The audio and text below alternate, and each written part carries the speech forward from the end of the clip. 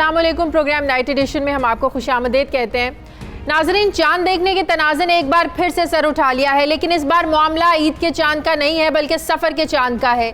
वफाकी वजीर साइंस और टेक्नोलॉजी फवाद चौधरी ने माह सफ़र के चांद के गलत ऐलान पर आज रोयत हिलाल कमेटी से माफ़ी मांगने का मुतालबा किया है। इससे पहले 1 अक्टूबर को रोयत हिलाल से मुतालिक जदीद टेक्नोलॉजी के इस्तेमाल पर मुनक़दा एक अहम इजलास में मुफ्ती मुनीबुर रहमान ने कहा था कि वजारत साइंस के कैलेंडर के मुताबिक 1 सफ़र पीर को होना थी, लेकिन इतवार को माह सफ़र का चांद ही नज़र नहीं आया।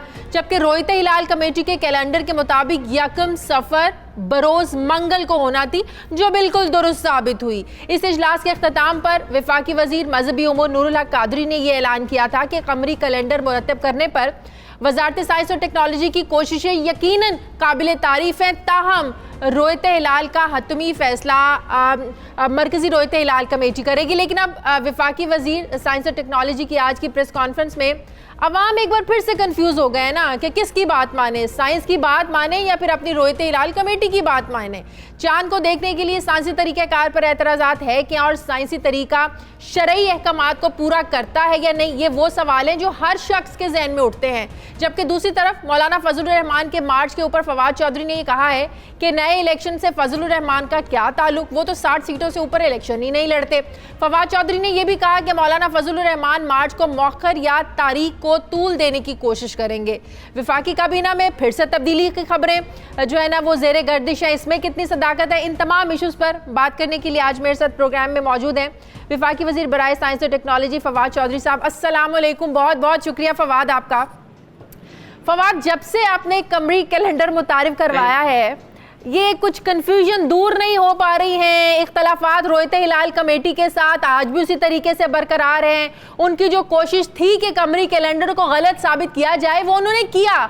सफ़र के चांद का ऐलान आपने कहा था कि जी पहला सफ़र कमरी कैलेंडर के मुताबिक पीर को होगा, वो कहते हैं कि इतवार को तो चांद नजर ही नहीं आया, इसलिए उनके तरीक़ेकार के मुताबिक जब चांद नजर आया तो माह सफ़र का पहला दिन मंगल था। अब आप क्यों कह रहे हैं कि वो माफ़ी मांगे जबकि माह सफ़र का जो ऐलान है उनके अपने तरीक़ेकार के मुताबिक हुआ? ऐसे में वो क्यों माफ़ी मांगेंगे आपसे? देखिए, सबसे पहले तो बात यह है कि तरीका क्या है, हमारा तरीका क्या है। हमारा तरीका यह है कि 9 ऑब्जर्वेटरीज हमने जो है वो नॉमिनेट की हैं, जो पाकिस्तान की सरहद की तमाम जो टेरिटरी है हमारी उस पर नजर रखती हैं। और जब चांद पाकिस्तान की टेरिटरी के अंदर नजर आता है तो हमने उसके मुताबिक अपना जो कैलेंडर है वो तरतीब दिया है। और देखिए, चांद ने को मेरे कहने से या किसी मौलाना साहब के कहने से अपना रास्ता तो नहीं बदल देना, मदार जो है वो तो मुतय्यन है। और जिस तरह कुरान पाक में भी जो है अल्लाह ताला ने फरमाया है कि ये तमाम जो सितारे हैं जो वो अपने मुकर्ररा मदार पर अपने मुकर्ररा औकात में जो है वो सफर करते हैं। अब ये किसी के कहने से या किसी की ख्वाहिश पे तो नहीं उन्होंने बदल लेना। लिहाजा जो हमारा जो ये सफर के महीने के ऊपर भी हम तस्वीरें जारी की हैं, आप जो है तस्वीरें दिखा सकती हैं कि जो सफर के महीने का जो चांद है वो पसनी और गवादर के जो आसमान है वहां पर जो है वो नजर आ रहा है।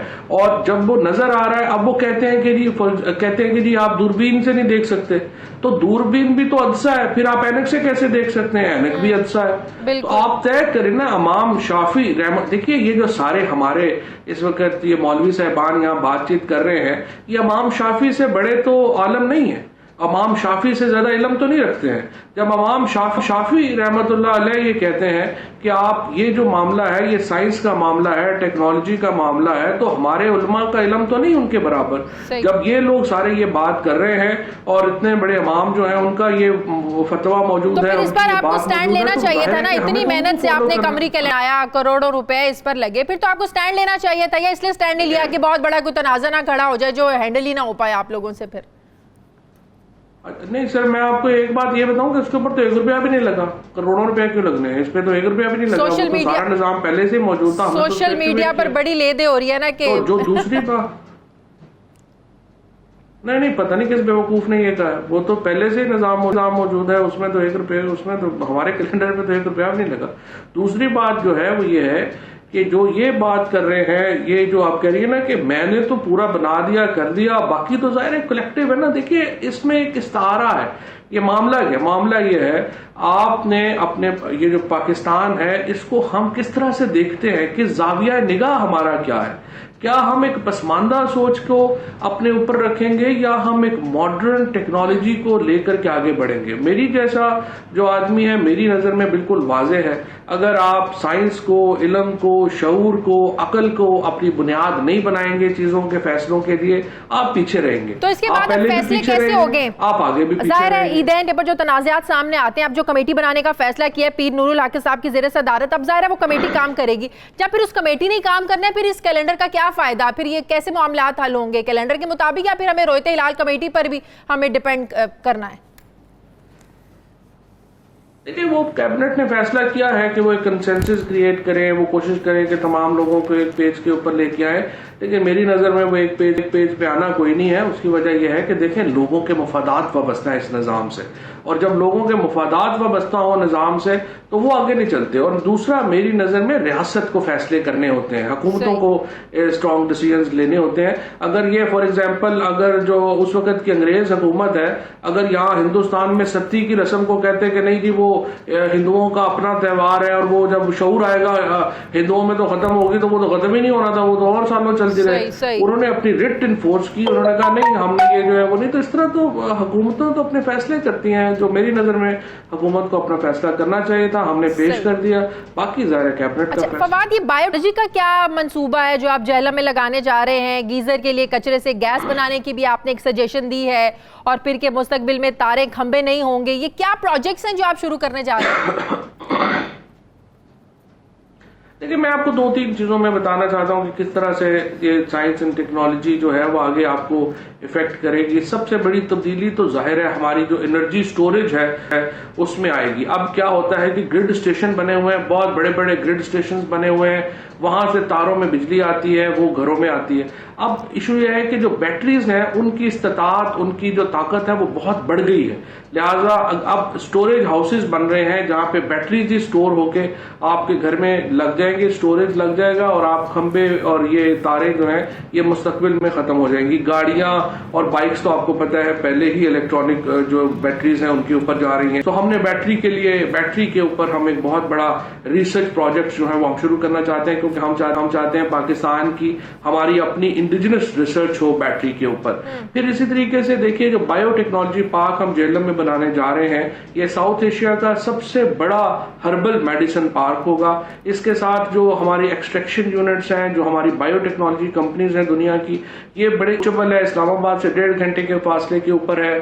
300 एकड़ जगह हमारे पास यहाँ पे है। प्राइम मिनिस्टर साहब ने इसमें पंजाब गवर्नमेंट को हदायत की है, उनकी जमीन जो है वो हम एक MOU करने जा रहे हैं पंजाब गवर्नमेंट से, उनकी जमीन हम इस्तेमाल करेंगे और एक मैनेजमेंट स्ट्रक्चर बना के हम उनको जो है वो देंगे। जो आप वेस्ट टू एनर्जी की बात कर रही हैं, उसमें देखिए, मैंने जो हमारा इदारा है पिक्रेट, उनको मैंने ये अर्ज किया है कि आप जो साइज है बायोगैस यूनिट का उसको छोटा करें। और अब उन्होंने जो मुझे दिखाया है वो गीजर के साइज का एक हमने बायोगैस यूनिट बनाया है, जो कि घर में डस्टबिन के तौर पे इस्तेमाल हो सकेगा। जहां पर आप कचरा बजाय इसके कि घर से बाहर फेंकें, आप डस्टबिन उसको ही उसमें ही फेंक देंगे, ऑर्गेनिक कचरा, और वो आपको, या आप अपनी उससे जनरेटर चला लें गैस का, या आप अपना किचन चला लें, तो आपको गैस जो है वो आपको घर के कचरे से ही मिल जाएगी, बजाय इसके कि आप अपना कचरा बाहर फेंकें। कब तक, तो इस तरह के जिनको हम लेके आ रहे हैं, मुद्दत का ये प्लान है, कब ये इम्प्लीमेंट होगा? बड़ा जबरदस्त प्लान है ये हमने ये टेक्नोलॉजी सारी बन गई है। अब मैन्युफैक्चरर्स जो है उनको ज़रा हुकूमत ने तो नहीं बनाने, हम कोशिश ये करें कि मैन्युफैक्चरर्स आए।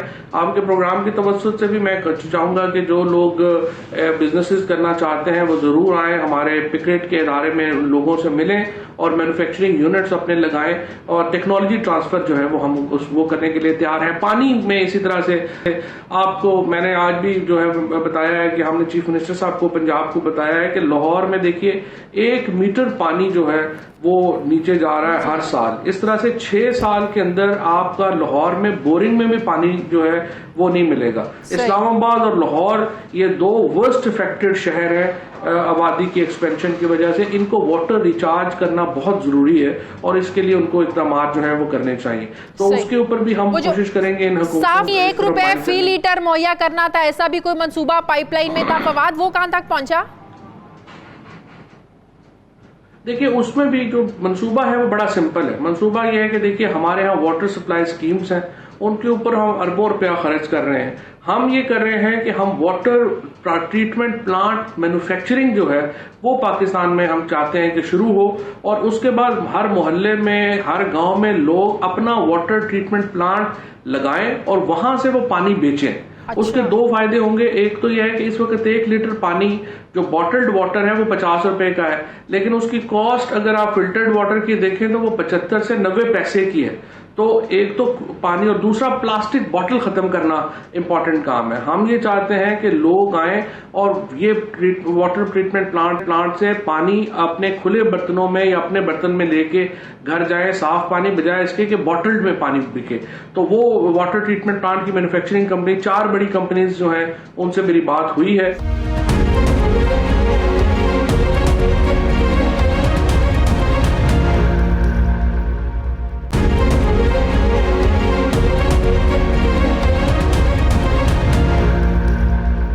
अब थोड़ा सर सियासी गुफ्तगू कर लें।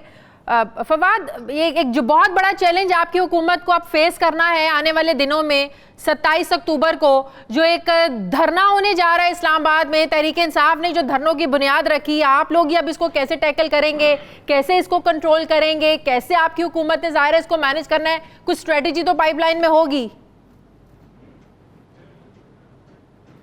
सच्ची बात तो यह है कि हुकूमत में एक ही चैलेंज होता है, और वो ये होता है कि इदारे सारे एक पेज के ऊपर है या नहीं है। हाँ। और जब हुकूमत के इदारे एक पेज के ऊपर हों तो इस तरह के चैलेंजेस कोई उनकी हैसियत अहमियत नहीं होती है। मौलाना फजलुर रहमान साहब का जो एहतजाज है, पहले तो मुझे तो खैर ये भी नहीं समझ आया कि देखे ना, नए इलेक्शंस में उनका क्या ताल्लुक है। नए इलेक्शंस में 1100 सीटों पे इलेक्शन होते हैं।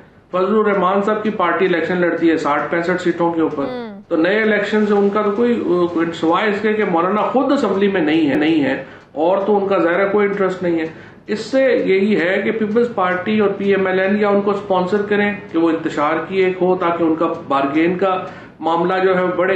अदरवाइज इसमें ना इनके पॉलिटिकल नैरेटिव है इनके पास, ना कभी जो है वो हम जो है PTI कभी यहूदियों की एजेंट बन जाती है, बाहर से आ जाते हैं तो हम तालिबान के एजेंट बन जाते हैं। इधर जाते हैं तो कहते हैं जी ये तालिबान पार्टी है, मुल्ला पार्टी है, उधर से आए तो वो कहते हैं नहीं जी ये बड़े मॉडर्न पार्टी है। बहरहाल फवाद तो होगा, लाखों नहीं चले चंद हजार लोग ही डी चौक पर इस्लामाबाद में लाकर बिठा देते हैं, तो जाहिर है मामूलात जिंदगी तो मुतासिर होंगे। आप लोगों के धरने भी हम लोगों ने देखा था, जजेस अपने सुप्रीम कोर्ट तक नहीं जा सकते थे, चीनी सदर का जो था वो दौरा यहाँ पर कैंसिल हो गया था, बच्चों को स्कूल जाने में मसाइल प्रॉब्लम्स फेस करनी पड़ती थी। तो ये प्रॉब्लम्स आप लोगों को फेस करने पड़ेंगे। कोई तो प्लान होगा कि इसको टैकल कैसे करना है आप लोगों ने। चंद हजार लोग भी अगर आ जाते हैं तो 4,000 लोग तो टैकल हो जाते हैं, कोई ऐसा मसला नहीं है। वो इंशाल्लाह ताला आप देखेंगी इससे बड़े बड़े धरने रुके हैं, कोई ऐसा प्रॉब्लम। आप लोगों का तो नहीं रुका था, आप लोग तो 126 दिन बैठकर गए थे। अब मुज़ाकरात का कोई ऑप्शन है? हमारा जो धरना था ना, देखो एक तो मैं इस पे मुझे बड़ा वैसे एतराज है जो आप मिक्स कर देते हैं। एक धरना है पॉलिटिकल पार्टीज का धरना, मसलन अगर नून लीग एहतजाज करती है, पीपल्स पार्टी एहतजाज करती है, उनको हक हासिल है, वो एहतजाज करें, उनका एक आईनी हक है। ये जो धरने में प्रॉब्लम ये है कि जो PTI का भी जो धरना था वो क्या था, वो इलेक्टोरल रिफॉर्म्स के लिए था। वो ये था कि इलेक्शन में आप धांधली नहीं होना चाहिए, इंडिपेंडेंट इलेक्शन कमीशन के लिए था। अगर पॉलिटिकल पार्टीज इन इश्यूज के ऊपर धरने नहीं करेंगी, इन इश्यूज के ऊपर एहतजाज नहीं करेंगी, तो सारा पॉलिटिकल प्रोसेस, पॉलिटिकल डेवलपमेंट ही रुक जाएगी। मौलाना फजलुर रहमान साहब का जो धरना है या जो उनकी जिद है, वो तो देखें, वो तो सवाए मदरसे के बच्चों के उनके साथ कॉमन आदमी तो है कोई। मुझे आप बताइए, आप अपने राइट लेफ्ट के ऊपर देखें, दाएं बाएं देखें, ऊपर नीचे देखें, एक आदमी भी आपको कोई पॉलिटिकल वर्कर उनके साथ नजर आता है? बहरहाल है तो इस मुल्क की सियासी जमात ना, एक ही इस हकीकत से तो इनकार नहीं है ना, है तो एक पॉलिटिकल पार्टी ना इसी मुल्क की।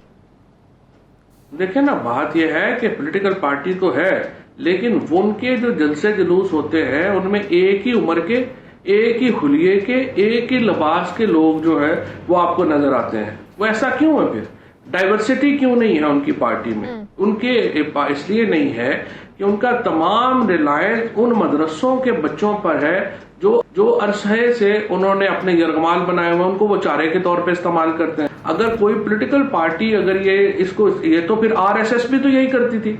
राष्ट्रीय सेवक संघ में और इसमें क्या फर्क है? राष्ट्रीय सेवक संघ ने भी 50 लाख बंदा अपना भर्ती किया हुआ है, वो भी उनके जो मामलात हैं उनको चलाता है, वो लेके आता है। इन लोगों ने भी अपने अपने मदरसों में बच्चे जो हैं वो रखे हुए हैं, वहां से लेके आते हैं। और अब जब ये कह रहे हैं, अब ये मैं समझता हूँ इस हुकूमत को जो सबसे बड़ा क्रेडिट वो भी जाता है कि ये कह रहे हैं कि हम मदरसे के बच्चों को मेन स्ट्रीम करना चाहते हैं। जब मदरसे के बच्चों को एक दफा मेन स्ट्रीम करने से मुराद क्या है? मेन स्ट्रीम करने से मुराद ये है कि आप अपने जो दीनी इल्म हैं वो भी पढ़ेंगे, लेकिन उसके साथ साथ आप दुनियावी इल्म जो हैं वो भी पढ़ेंगे। आप जब आप दुनियावी इल्म पढ़ के मेन स्ट्रीम में आते हैं और फिर इनके हाथ से निकल जाते हैं तो इनको प्रॉब्लम आ जाता है। सही। तो आप चलिए, अगर इतना नहीं है, कोई है, मसला नहीं है चंद हजार लोगों से, तो फिर केपीके के वज़ीर आला को ये कहने की क्या जरूरत थी कि हम अपने सूबे से इनको गुजरने ही नहीं देंगे? इस तरह तो तसादुम होगा, मामला तो और बिगड़ेंगे, फिर रोकने की क्या जरूरत है? फिर आने दें। नहीं देखिए, वो अभी देखते हैं ना, अभी तो देखें जेयूआई अगर अपना कॉन्स्टिट्यूशनल राइट इस्तेमाल करती है और वो इस मामले को तशद्दुद की तरफ नहीं लेके जाते, पुरअमन रहते हैं, मदरसे के बच्चों को वो नहीं इस्तेमाल करते हैं, तो फिर उनको राइट है, फिर वो अपना मामला जो है वो आगे लेके आएंगे। वो जो चीफ मिनिस्टर खैबर पख्तूनख्वा है वो एक एडमिनिस्ट्रेटर है अपने सूबे के, उन्होंने अपने सूबे का मफाद देखना है। और ये जो सुप्रीम कोर्ट के जो इस वक्त फैसले हैं और जिस तरीके से इस वक्त जो आप समझिए कि जो सारे हमारे आइन का, पाकिस्तान पीनल कोड का डेफिनेशन है वो बिल्कुल वाज़ेह है। किस किस्म का एहतजाज आप कर सकते हैं, किस किस्म का एहतजाज आप नहीं कर सकते, ये भी बिल्कुल वाज़ेह है। सो जो अदालतों का पैरामीटर्स तय है उनके मुताबिक आप लोग अपनी उस ऑफर पर कायम है कि आप लोग आए? जो भी धरने की बात करता था पीपल्स पार्टी नून लीग, आप लोग कहते थे कंटेनर भी देंगे, खाना भी देंगे, अब तो टेंट भी देने पड़ेंगे, सर्दी आ रही है आगे से, सब कुछ देने को तैयार है आज भी आप लोग? देखें, बात यह है कि अगर अपना ये आए और जिस तरह से मैंने कहा कि अगर वो आते हैं इसमें एक आईनी तरीके से आते हैं तो यकीनी तौर के ऊपर उनके हम हॉस्पिटैलिटी करेंगे और उनको हम जो है वो देंगे। सिर्फ ये है कि वो तशद्दुद का रास्ता अख्तियार ना करें, वो मदरसे के बच्चों के को चारे के तौर के ऊपर इस्तेमाल ना करें, और जो पैरामीटर सुप्रीम कोर्ट ने मुकर्रर किए हैं उनके अंदर रहेंगे तो बिस्मिल्लाह, नहीं रहेंगे तो फिर। अच्छा, दो और आखिरी मेरे दो सवाल। एक तरफ दूसरा बड़ा चैलेंज फवाद, आज़ाद कश्मीर से हजारों की तादाद में लोग जो है वो कंट्रोल लाइन की तरफ बढ़े हैं, ये एक चैलेंज है बड़ा इस वक्त हुकूमत के लिए, इसको कैसे आप लोग कंट्रोल करने जा रहे हैं? ज़ाहिर है उनके अपने जज्बात हैं, डिवाइडेड ख़ानदान रहते हैं, आधे लोग उधर रहते हैं, आधे लोग इधर रहते हैं, ज़ाहिर है उनकी जो जज्बात हैं वो फीलिंग्स हैं, वो हम उस टाइम इसलिए फील नहीं कर सकते हैं, तो कैसे आप लोग इसको देखेंगे? नहीं, पहली बात तो ये कि फील तो हम कर सकते हैं। देखिए, कश्मीरी जो है वो हमारा खून है, हमारे जिस्म का टुकड़ा है, हमारा उनके साथ रिश्ता है, और हम में उनका जो दर्द है, हम 3 जंगें लड़ चुके हैं कश्मीर के लिए, हमारे लोगों ने खून की नजराना दिया है कश्मीर के लिए, सो दर्द तो उनका हमें महसूस है। और बिल्कुल आपने सही बात की है, हमारे लिए ये फ्रैंकली एक बड़ा चैलेंज है। इसीलिए प्राइम मिनिस्टर साहब ने जो 2 दिन पहले ये ट्वीट की थी कि आप इसको इस नजरिए से भी देखिए कि क्या हम भारत के बयानिए के मुताबिक तो नहीं खेलेंगे अगर हम LOC क्रॉस करेंगे। अब यहाँ पे हजारों लोग हैं, अगर ये उधर जाएंगे तो हम एक वॉर जोन में दाखिल हो जाएंगे और उसके फिर बड़े नताइज जो हैं, हम पूरी दुनिया को ये बात बावर करा रहे हैं, अक़वाम मुत्तहिदा को बावर करा रहे हैं, कश्मीर के हालात बड़े आप समझिए कि एक बिल्कुल पुले सरात है जिसके ऊपर से हम गुजर रहे हैं, और किसी वक्त भी मामला जो है वो इधर से उधर हो सकता है। सो हमारी कोशिश पूरी है कि इसमें मामला संभल जाए। देखते हैं, अल्लाह खैर करे। ठीक है, आखिरी सवाल फवाद, जो वफाकी काबीना में और तब्दीलियां मतवक्के हैं, क्या उसमें आपकी वजारत शामिल है? अब तो माशाल्लाह बड़ा अच्छा काम कर ही रहे हैं आप अपनी वजारत में, लेकिन सुनने में आ रहा है, ज़राए बता रहे हैं कि शायद फवाद चौधरी की वजारत इस बार फिर तब्दील कर दी जाए। Is it true? देखिए, मेरी 2 मुलाकातें हुई हैं, उसके बाद प्राइम मिनिस्टर साहब से उन्होंने इस किस्म का कोई तस्करा जो है वो किया नहीं है, लेकिन जाहिर है प्राइम मिनिस्टर का प्रेरोगेटिव है। तस्करा तो असद उमर से भी नहीं किया था, उन्हें भी थोड़े घंटे बाद ही पता चला गया था कि वो बदल गए हैं। तस्करा तो वो करते ही नहीं है। हाँ, ये बात भी आपकी सही है, पता भी नहीं चलता कई दफा, लेकिन बात यह है कि this is something to be close to the heart of prime minister, और वही इसके ऊपर बेहतर जो है वो बात चलिए, कर बेस्ट सकते ऑफ हैं। लक। और हमें जैसे अगली भी कोई वजारत मिले तो अच्छी मिले आपको। बहुत बहुत शुक्रिया फवाद चौधरी हमारे साथ थे। अब हम यहाँ पर एक लेंगे ब्रेक, और ब्रेक के बाद बात करेंगे कि कारोबारी तबके के तहफुजात दूर होना शुरू हो गए हैं। क्या अब मुल्क का मुआशी पहिया वाकई तेजी से घूमेगा? वापस आते हैं एक छोटे से वक्फे के बाद।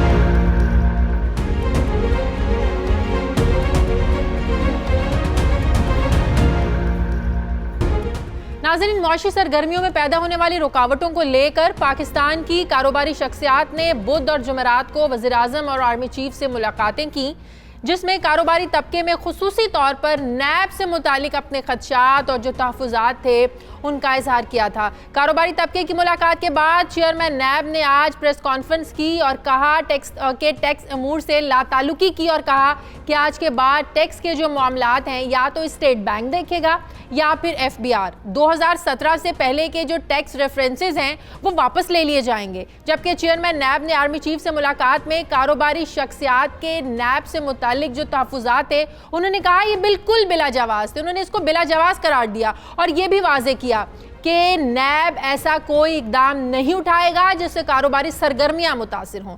दूसरी तरफ वफाकी वजीर हमाद अजहर ने कहा कि आर्मी चीफ से मुलाकात के बाद कारोबारी तबका जो है ये खुश और मुतमईन होकर गया है। मुल्क की माशी सूरत हाल को लेकर कारोबारी तबके में एक अरसे से खदशात पाए जा रहे थे, जो कि आर्मी चीफ से मुलाकात के बाद यकीनन दूर हो गए होंगे। जबकि अब चेयरमैन नैब ने भी यकीन दहानी करवा दी है कि नैब का कोई भी अफसर आज के बाद किसी भी ताजिर को कोई फ़ोन नहीं करेगा। सवाल ये है कि क्या कारोबारी तबके के तहफ़्फ़ुज़ात दूर होने के बाद अब मुल्क में जो मुआशी सरगर्मियाँ हैं इनमें इजाफा होगा? क्या अब जो मईशत है ये इस्तेहकाम की जानिब गामजन होगी? इस पर मैं बात करूंगी। मेरे साथ चेयरमैन एकीडे ग्रुप अकील करीम डेडी साहब हैं, और उनके बाद मैं बात करूंगी माहिर मुआशियात आबिद सुलेरी साहब। अस्सलाम वालेकुम अकील करीम साहब, बहुत शुक्रिया आपने वक्त दिया। अकील साहब, बड़ी आम दो मुलाकातें हुई, जैसे कि मैंने इंट्रो में कहा, बिजनेस कम्युनिटी की एक दिन आर्मी चीफ से मुलाकात होती है, अगले दिन वज़ीर आज़म से मुलाकात होती है, जो आर्मी चीफ से मुलाकात होती है हुकूमत की मौशी टीम भी उसमें थी, 5 घंटे तक मुलाकात रही। आर्मी चीफ ने हर एक को बड़ा ज़बरदस्त मौका दिया, बड़ी फ्रेंडली माहौल में ये मुलाकात थी। बात यह है कि जब से ये नई हुकूमत आई है बिजनेस कम्युनिटी के बड़े खदशात रहे हैं, तहफ़्फ़ुज़ात रहे हैं, कभी नैब को लेकर कभी FBR को लेकर, और ये भी आप लोग कहते थे कि जो हुकूमत जो भी वादे करती है, यकीन दहानियाँ करवाती है, उसको कभी भी पूरा नहीं किया गया।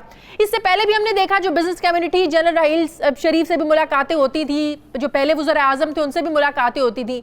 अब की बार कितने सेटिस्फाइड हैं आप लोग, कितने मुतमईन हैं कि आर्मी चीफ से आके मुलाकात हुई, खुल के अपने दिल के जो ग्रजेस थे वो निकाले आप लोगों ने? अब मुतमईन है, सेटिस्फाइड हैं आप लोग? जी देखें, आपका सवाल तो काफ़ी लंबा है, मैं कोशिश करूंगा पूरा जवाब दे पाऊँ। मैं सिर्फ आपको एक चीज़ बताता हूँ बीबी, इस वक्त जो सिचुएशन है, ये सिचुएशन ताजिर बिरादरी जो शिकायतें कर रही है, मैं समझता हूँ वो जवाज़ बनता नहीं है। देखिए, नैब तफ्तीश कर रही है और कोई आज से नहीं करी, 20 साल से कर रही है। हाँ, अगर नैब किसी के साथ ज़्यादती कर रही है तो उस ज़्यादती की तो शिकायत की जा सकती है, लेकिन एहतसाब तो सबका होना चाहिए। तो मेरा ये ख्याल है कि आर्मी चीफ ने कोई ये नहीं कहा है कि आप उनकी तफ्तीश ना करें। आर्मी चीफ ने सिर्फ इस हद तक कहा है कि नैब आपको तंग नहीं करेगी, और हम आपके लिए एक ऐसी कमेटी रिक्वेस्ट करेंगे नैब से कि कमेटी बना दी जाए जो आपकी अपनी बरादरी के लोग हों। लेकिन ये नहीं कहा कि क्या आपकी वो इंक्वायरी नहीं करेंगे। इंक्वायरी तो डेफिनेट होनी चाहिए।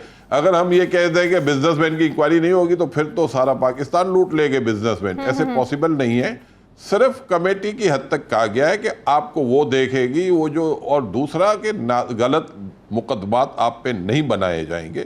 और ये उमूमन होता है, पॉलिटिकल गवर्नमेंट जब भी आती है तो इस तरह की सिचुएशन हो जाती है, तो उसका इंश्योर किया है। दूसरी एक बात कि हालात ख़राब, मैं कहीं किसी सूरत में भी हालात ख़राब नहीं है। अच्छा। जब गवर्नमेंट आई थी PTI की, जब हालात ख़राब थे, लेकिन आज वो हालात बेहतर हो चुके हैं। और मैं ये समझता हूँ कि फर्दर भी आगे जब इन्फ्लेशन के नंबर नीचे आएंगे तो फर्दर हालात ज़्यादा बेहतर होंगे।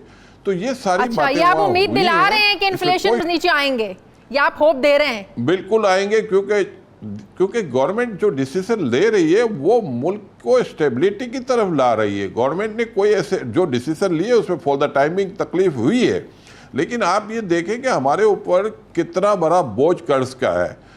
वो पैसे आपने वापस करने हैं। आपको अप्रिशिएट करना चाहिए कि इस साल गवर्नमेंट ने $10.5 बिलियन की रीपेमेंट की है और वो महंगा कर्जा वापस किया है और सस्ता कर्जा लेके महंगा कर्जा उतारा है। तो ये हमें अप्रिशिएट करना चाहिए। हफीज शेख साहब, हमाद अजहर, सबर जेदी, उन्होंने बड़ी ज़बरदस्त किस्म की प्रेजेंटेशन दी है और सिचुएशन जो बुरी है वो जब जारी बात है मॉनेटरी टाइटनिंग में ये सिचुएशन हो जाती है। ये नहीं है कि पहले कभी नहीं हुआ। पॉजिटिव बातें आप इस मुलाकात के बाद मुतमईन हुए हैं तो कर रहे हैं, ये सारी पॉजिटिविटी उस मुलाकात के बाद का नतीजा लग रही है। मैं आप बिल्कुल ठीक कह रही हैं। मुलाकात में हमें कॉन्फिडेंस का लेवल बहुत ज़्यादा दिया गया है और उसकी वजह से जो लोग बहुत ज़्यादा परेशान थे, देखिए नेब की वजह से परेशान किसी को नहीं होना चाहिए।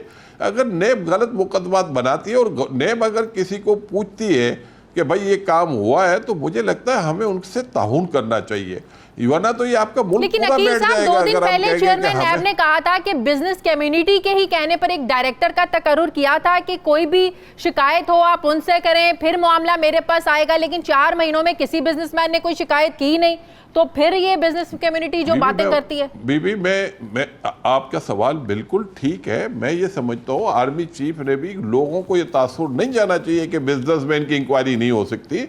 बिजनेसमैन तो अगर फ्रॉड करे ना तो उसको डबल सजा मिलनी चाहिए, क्योंकि बिजनेसमैन को तो जिम्मेदार होना चाहिए। इस मुल्क में गुर्बत आप देखें किधर पहुंच चुकी है। हमें तो उन लोगों के लिए बात करनी चाहिए कि उनकी बेचारे की लाइफ को बेहतर करना चाहिए। और ये कारोबार जो नीचे आया, सालों साल से हमारा मुल्क परफॉर्म कर रहा था, गवर्नमेंट उधार ले रही थी और बिजनेसमैन पैसा बना रहे थे।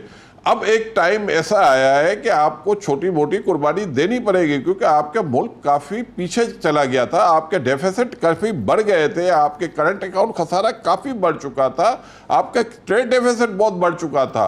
तो अभी इसका इलाज तो होना चाहिए ना। अगर इसका इलाज नहीं करते तो हम डिफ़ॉल्ट हो जाते, और जब हम डिफ़ॉल्ट होते तो हमारी इससे ज़्यादा बुरी कंडीशन होती। तो मेरा नहीं ख्याल है कि लोग जो ये बात कर रहे हैं कि नहीं हालात बहुत बुरे हैं, हालात कारोबारी बेहतर हुए हैं। बहुत बहुत शुक्रिया अकील करीम डैडी हमारे साथ थे। आबिद सुलहरी माहिर मुआशियात, अस्सलाम वालेकुम। बहुत शुक्रिया आबिद साहब।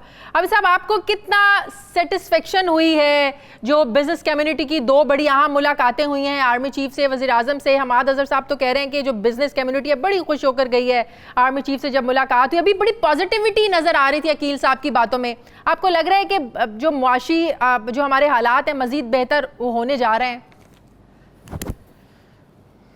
जी, यकीनी तौर पे माशी हालात जो हैं वो बेहतरी की तरफ जा रहे हैं और हर IMF प्रोग्राम के बाद स्टेबिलिटी जो है वो तो आ ही जाती है और इंशाल्लाह इस दफ़ा भी आ रही होगी।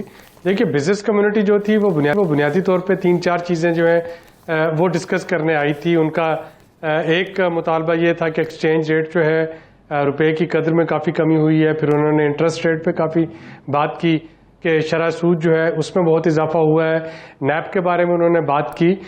मेरे ख्याल में जो असल इशू बिजनेस कम्युनिटी का था और जो कि शायद इस तरीके से उन्होंने ना तो बताया ना वो प्रेस में रिपोर्ट हो रहा है, वो डॉक्यूमेंटेशन का है। चूंकि बिजनेस कम्युनिटी एक ऐसे माहौल में काम करने की आदी हो चुकी थी पिछले 70-72 साल से, जिसमें कि डॉक्यूमेंटेशन जो है उसकी कोई ज़रूरत समझी नहीं जाती थी। इनफॉर्मल इकॉनमी जो है पाकिस्तान में, वो पाकिस्तान की फॉर्मल इकॉनमी से बढ़ चुकी है। और इस वक्त जो 3 बड़े वाज़ेह पैगाम दिए गए, उसमें पहला पैगाम तो ये था कि जो टैक्सेस हैं वो बिजनेस कम्युनिटी को अपने देने चाहिए और आर्मी चीफ के पास तमाम ग्रुप्स के बारे में फिंगर टिप्स पे ये मालूमात थी कि कौन से सेक्टर में कितना टैक्स आता है, कौन से सेक्टर में कितना टैक्स अवॉइड किया जाता है। और उन्होंने कहा कि मुल्की इस्तेहकाम में शरीककार बने और अपने टैक्सेस जो हैं वो दयानतदारी से दें। जब एक्सचेंज रेट की बात हुई तो उसमें एक सर्टेनिटी आ चुकी है। इसको भी बड़ा सीरियसली एड्रेस किया गया कि स्मगलिंग जो है ये सनतों के लिए तबाहकुन है, सद्देबाब इसका करना होगा, पाकिस्तान की इंडस्ट्री को बहुत ज्यादा नुकसान हो रहा है। ये यकीनी तौर पे इसका ये स्मगलिंग है, ये इनफॉर्मल इकोनॉमी में और लैक ऑफ डॉक्यूमेंटेशन की वजह से होती है ना। तो वो जो डॉक्यूमेंटेशन है उसके बारे में बात की गई और उसकी ये भी बुनियादी वजह है कि अब फाटप का जो रिव्यू अगले चंद हफ्तों में होने आ रहा है उसमें पाकिस्तान अफोर्ड ही नहीं कर सकता कि हमारे पास इनफॉर्मल इकोनॉमी हो। इस वक्त हमें मालूम है कि बहुत से ममालिक और बिलखुसूस भारत एड़ी चोटी का जोर लगा रहा है कि हमें खुदा न खास्ता ब्लैक लिस्ट में शामिल करा दिया जाए। तो हमें अपने जो फाइनेंशियल लॉज हैं वो ट्रांसपेरेंट भी बनाने हैं और उनको डॉक्यूमेंट भी करना है। तो इस पर भी बिजनेस कम्युनिटी को बड़ा क्लियर बता दिया गया कि उनको डॉक्यूमेंटेशन की तरफ भी आना होगा। रुपये की इस्तेहकाम आ रहा है, आ चुका है बल्कि, और आप ही के प्रोग्राम में आपको याद होगा मैंने कहा था कि जब हम IMF प्रोग्राम में एंटर हो जाएंगे तो उसमें एक यकीनी सूरत हाल बन जाएगी। और आप देख लें कि जब से हम IMF प्रोग्राम में गए हैं उसके बाद रुपए की कीमत में इस्तेहकाम है। मुझे प्रोग्राम में एक ब्रेक लेनी है, ब्रेक के बाद वापस आएंगे, बात करेंगे कि खैबर पख्तूनख्वा के डॉक्टर्स के एहतजाज का 10वां रोज है। 10वें रोज में एहतजाज दाखिल हो गया है, अवाम ख्वार हो रही हैं, जबकि हुकूमत और डॉक्टर्स जो हैं ये अपने अपने मौक़िफ़ पर डटे हुए हैं, लेकिन मरीजों को मुश्किलात का सामना है। वापस आते हैं छोटे से वक्फे के बाद।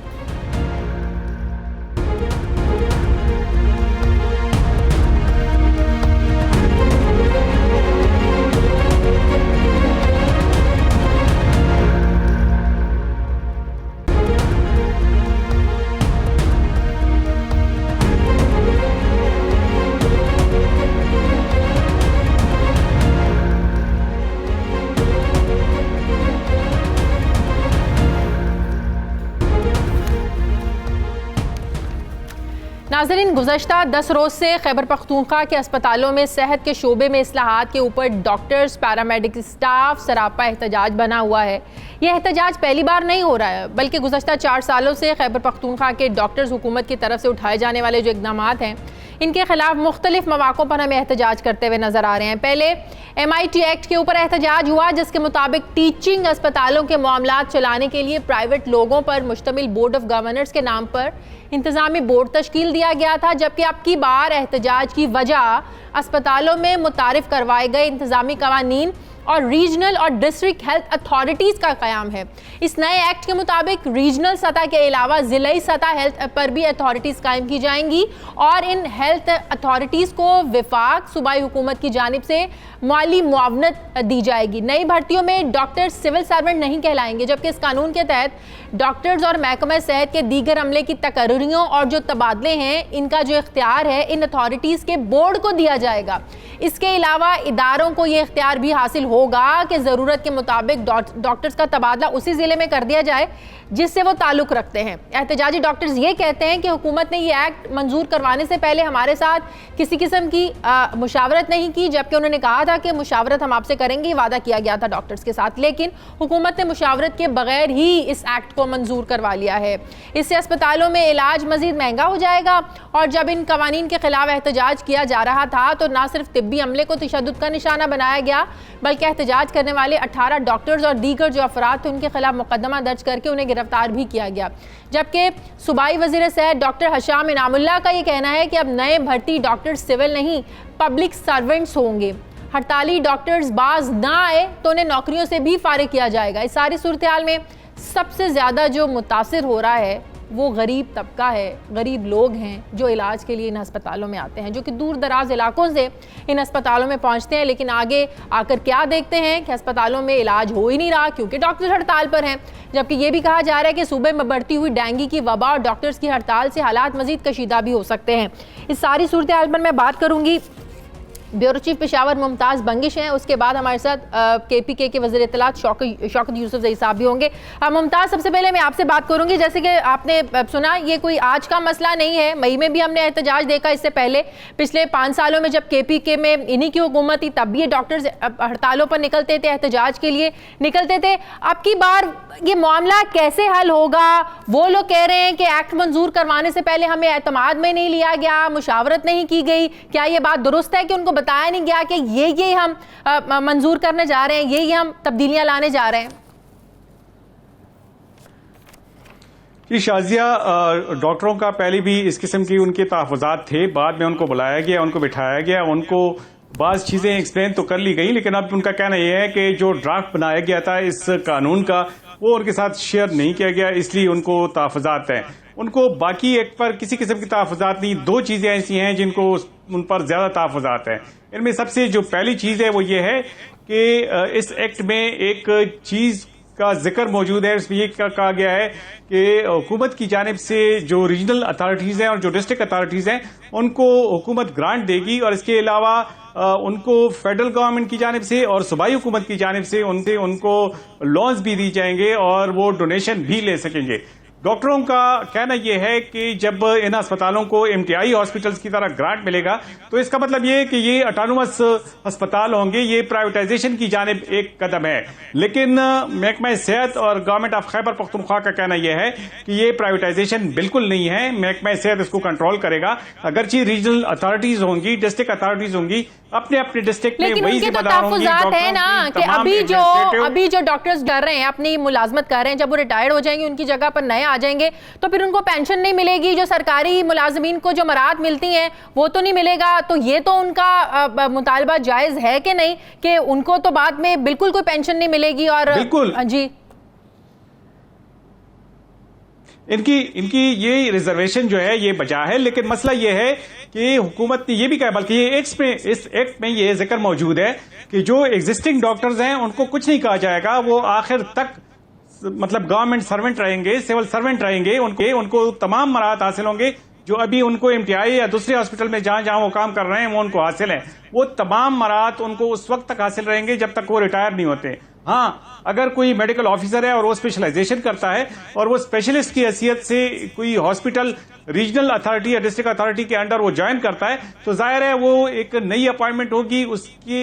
इससे उसके वो चूंकि पब्लिक गवर्नमेंट सर्वेंट नहीं रहेगा, सिविल सर्वेंट नहीं रहेगा, इसलिए वो सरकारी मुलाजिम की जो मराहत हैं वो फिर उससे हासिल नहीं होंगे। और डॉक्टर या जो बहुत बहुत शुक्रिया। मुमताज बंगिश हमारे साथ थे। वज़ीर इत्तलात केपी के शौकत यूसुफजई साहब हमारे साथ हैं। अस्सलाम वालेकुम, बहुत बहुत शुक्रिया शौकत यूसुफजई साहब आपका। शौकत साहब, 10 दिन हो गए हैं जो केपीके में डॉक्टर्स हैं वो सड़कों पर हैं, एहतजाज पर हैं। पहले आप MIT एक्ट लेकर आए, इस पर एहतजाज हुआ। अब नया एक्ट आप लोग लेकर आए हैं, इस पर एहतजाज हो रहा है। मसला ये कि सफ़र एक ही तबका कर रहा है, वो गरीब तबका है जो यहाँ पर इलाज के लिए आता है, और जब वो आते हैं तो आगे से उनको अस्पताल में डॉक्टर्स नहीं मिलते क्योंकि वो सड़कों पर होते हैं। वो कहते हैं कि आप जब भी कोई इस्लाहाती पैकेज लेकर आते हैं, जब भी कोई नया कानून लेकर आते हैं, आप उनसे मुशावरत नहीं करते हैं। क्या ये बात दुरुस्त है? बिस्मिल्लाहिर्रहमानिर्रहीम। पहली बात ये है कि देखें, जब भी कानून साजी होती है ना वो पार्लियामेंट के अंदर होती है। हाँ। और पार्लियामेंट के जो मेंबरान हैं उनको ये हक हासिल होता है कि वो कानून साजी करें। सही। दूसरी बात यह है कि अगर हमारा जो सेहत का निज़ाम है पहले से जो मौजूद है, अगर लोग उससे मुतमईन हैं तो फिर तो बात ही ख़त्म हो जाती है, हम पीछे हट जाएंगे। लेकिन अगर लोग कह रहे हैं कि जी जो मौजूदा निज़ाम है गला सड़ा निज़ाम है और लोगों को सेहत की सहूलियात मुहैया नहीं हो रही, तो आप मुझे बताएं अरबों रुपए हम सेहत के उस पर लगाते हैं, अगर आवाम को इससे फ़ायदा नहीं है तो हुकूमत को फिर क्या करना चाहिए? वही निज़ाम लाना चाहिए जो पूरी दुनिया के अंदर राइज है। अगर RHA DHA का जो निज़ाम है पूरे दुनिया में ये राइज है और वो बिल्कुल कामयाब होकर चल रहा है, तो हमें तो अपने लोगों को देखना है ना, हमें अपने लोगों को फैसिलिटेट करना है, गरीब लोगों को सहूलत देनी है। हम दिसंबर से हर एक को इंसाफ कार्ड दे रहे हैं जिसमें वो हॉस्पिटल के अंदर जाएंगे और उनका फ्री इलाज होगा। अब मुझे बताएं कि डॉक्टर कह रहे हैं कि जी इलाज महंगा हो जाएगा। अगर इलाज महंगा हो जाएगा तो पैसे तो गवर्नमेंट दे रही है, कार्ड हुकूमत दे रहे हैं और शनाख्ती कार्ड जो होगा उनके पास वही हेल्थ कार्ड शुमार होगा और उसी पे उनका इलाज होगा। अब यहाँ ये बात आती है कि आपको गरीब आवाम की इतनी फिक्र है, ये लोग जो इतने दिनों से मर रहे हैं, आपको कभी ख्याल आया? डॉक्टर का ये काम तो नहीं होता है ना सर कि जी वो अपनी जात के लेकिन उनकी रिजर्वेशन है ना जो आप करेंगे, हुकूमत ने कहा है डोनेशन देंगे, लोन देंगे, ये तो ऑटोनोमस इदारों को दी जाती है। वो कह रहे हैं कि तो प्राइवेटाइज करने वाली बात है ना, ये आप उस तरफ चल रहे हैं। देखिए, पहली बात तो ये है कि ग्रांट दे रहे हैं, मुफ्त दे रहे हैं, नहीं दे रहे हैं, ये तो हुकूमत का मसला है ना। आपको तो तनख्वाह मिल रही है ना, आपका काम ये है कि आप तनख्वाह ले रहे हैं, आपने जो मराहत मांगी हमने दी, आपने जो अलाउंसेस मांगे हमने दिए। कौन सा अलाउंस? लेकिन अब आगे मराहत नहीं मिलेगी ना, एग्जिस्टिंग जो डॉक्टर्स हैं वो रिटायर हो जाएंगे, उनको पेंशन मिलती रहेंगी। जो नए भर्ती होंगे वो रिटायर होंगे, वो तो सिविल में नहीं आएंगे ना, फिर उनके पेंशन नहीं मिलेगी, वो सरकारी मराहत से महरूम रहेंगे। देखिए ये 30-35 साल की बात है। 30-35 साल बाद क्या होता है क्या नहीं होता है, ये तो देखें जो है वो तो है ना, उनको तो नहीं चढ़ा जा रहा है, लेकिन जो आने वाला एक कोशिश हो रही है कि जो दुनिया के अंदर क्या है, हम सिर्फ यही करते रहेंगे कि बस पेंशन जमा करते रहेंगे। सही। हमें उससे आगे कोई निजाम ऐसा नहीं लाना चाहिए जो हमें डिलीवर करके दे।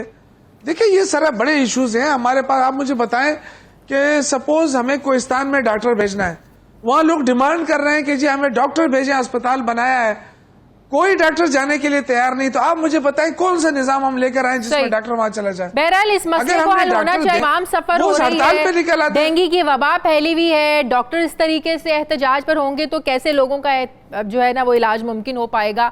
बहुत बहुत शुक्रिया शौकत यूसुफजई साहब हमारे साथ हैं। ये था हमारा आज का प्रोग्राम के लिए आप हमें फीडबैक जरूर दीजिएगा, अपना ख्याल रखिएगा। मेरी आपसे मुलाकात होगी अगले हफ्ते। प्रोग्राम में मुझे इजाजत दीजिए। अल्लाह हाफ़िज़।